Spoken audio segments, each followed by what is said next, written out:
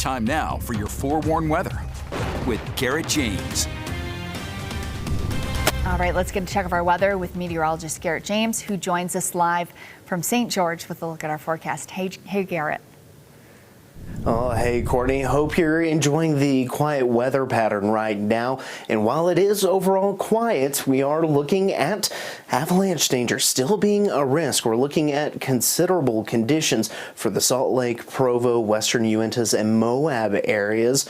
However, we're looking at more moderate for Skyline and for the Ogden area, but low for the Logan area. And we are going to be tracking a overall somewhat calmer weather pattern, at least as we head into Valentine's Day. We're going to be looking at pretty nice weather, but just beyond that, that's when we're going to be tracking a little disturbance going to be moving into the area, and with it is going to come the chance for a little bit of precipitation, and same goes into the weekend as we're going to be tracking a couple of systems that are going to be moving into the area. We can see by Sunday there's one system right there, and then to the west we can see there's a pair of systems out in the Pacific that we are going to be keeping an eye on, and eventually we will see that bigger system start to move into the area. And as that happens, we could be looking at more precipitation. Let's go ahead and take a look at the long-range futurecast. We can see, for the most part, looking dry. The high-resolution data is trying to suggest maybe a snow flurry or two early tomorrow morning. However, for the most part, I really think that will stay dry, and even it shows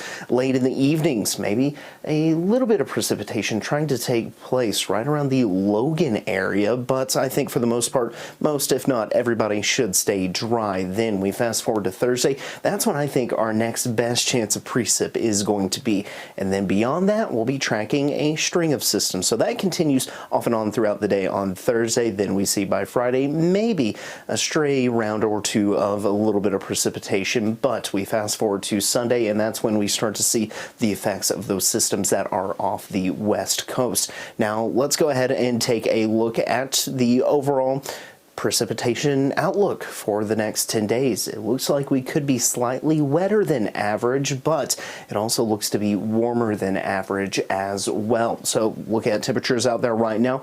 It definitely doesn't look like it should be warmer than average out there. 31 Evanston, 29 in Rock Springs, 52 though in St. George, 46 Lake Powell, 35 in Ely. But lows tonight show the teens for Evanston and Ely, but mainly the 20s everywhere else. A few 30s mixed in like Salt Lake City and St. George, only a degree apart from each other. Then tomorrow's highs we'll be looking at the 50s for Salt Lake City, St. George, Kanab, Hanksville, Moab. Everybody else mainly looking at the 40s. Look at the Wasatch Front 7-day forecast. It shows scattered rain chances on Thursday.